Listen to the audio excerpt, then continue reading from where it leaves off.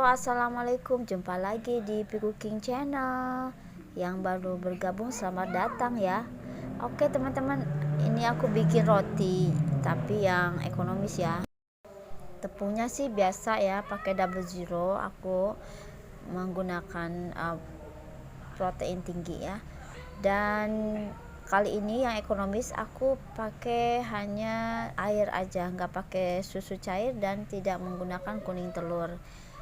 Ini kalau pakai air ya, dan lama proofingnya, permukaannya agak keras sedikit. Ini pengaruh juga dari madu, karena aku pakai madu itu biar lebih shiny sih, shiny ya teman-teman, lebih caramelize, lebih ada warna karamelnya. Tapi karena lama proofing juga sehingga agak keras di atas permukaannya, tapi dalamnya lumayan dia lembut ya. Teksturnya empuk juga di dalam ya gitu, karena aku menggunakan pewarna ya teman-teman, pewarna kuning telur.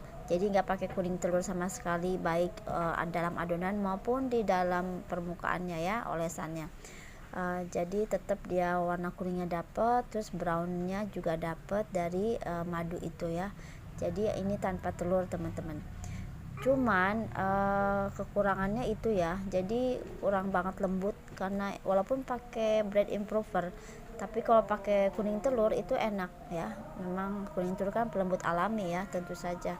Dan kalau saya sarankan sih, betul-betul kalau menggunakan air itu harus tepat waktu ya, antara waktu proofing sama waktu proofing 2 kali setelah dibentuk gitu. Jadi tidak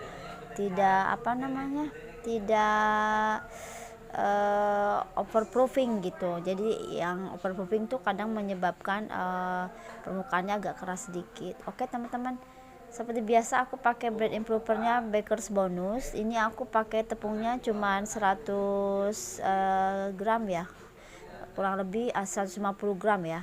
Jadi ini bread improvernya aku pakai seperempat sendok teh aja, dan juga raginya cuma 1 sendok teh.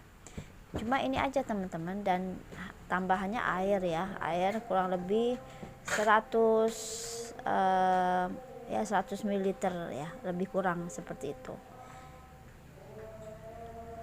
ya. Ini ditambah sedikit aja, jadi menurutku tidak banyak pengaruh ya bread improver itu. Sedikit sih pengaruhnya. Yang jelas kalau menggunakan air itu kita harus betul-betul tahu timing proofingnya seperti apa gitu.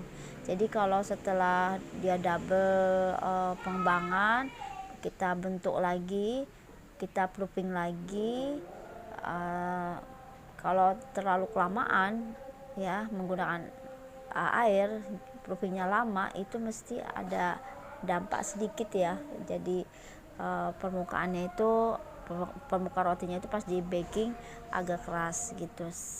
Tapi kalau pakai susu cair, kemudian pakai kuning telur dan bread improver ya, pengempuk adonan, itu tidak apa-apa teman-teman. Saya sudah sering bikin ya, pakai susu cair, bread improver juga, kuning telur juga, hasilnya bagus ya, tetap empuk, tetap halus, tetap mulus, tetap soft gitu ya, super soft.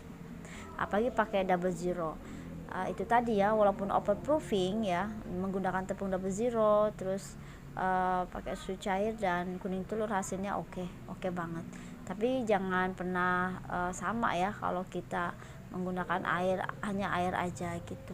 Jadi itulah bedanya teman-teman. Mungkin pengalamanku bisa bikin menambah wawasan ya buat teman-teman yang mau menggunakan air agar lebih ekonomis gitu.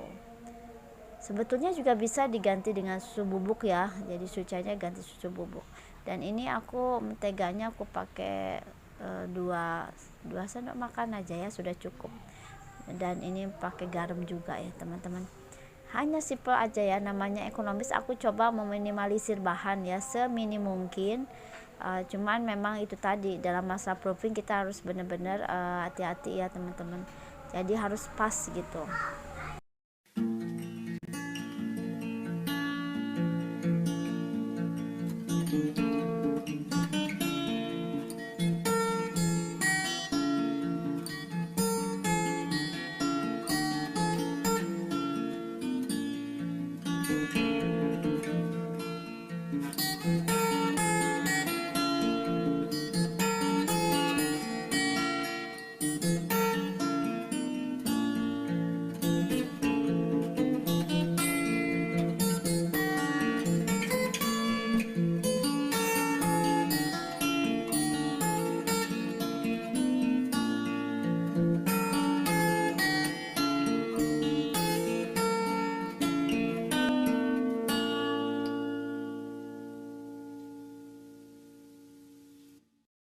Untuk pengulenan dengan tangan aja ini aku kurang lebih 15 menit, sama ya dengan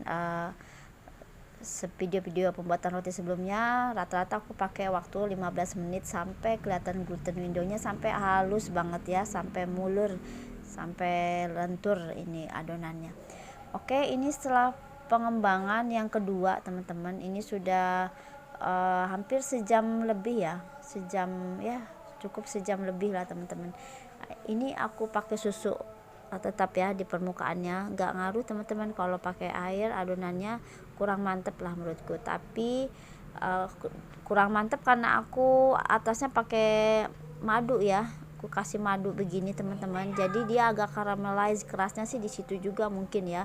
Jadi nggak keras banget sih, enggak ya, cuman lebih lebih ya sedikit aja sih, nggak terlalu keras banget, tapi permukaannya doang ya, kalau dalamnya masih empuk ya, masih empuk banget.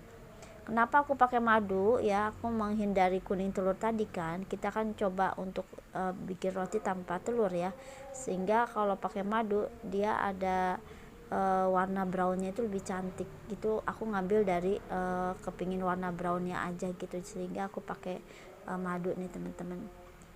Sampai aku kasih lagi juga pewarna kuning telur sedikit aja ya, pokoknya asal aja gitu. Jadi perpaduan kuning telur dan madu bikin warnanya seperti ini, jadi lebih cantik teman-teman. Tapi jangan khawatir, tetap dia walaupun di atasnya permukaannya agak kokoh, tapi tetap kok dia empuk di dalam ya, masih empuk di dalam teman-teman. Jadi nggak khawatir ya, walaupun ekonomis tetap empuk.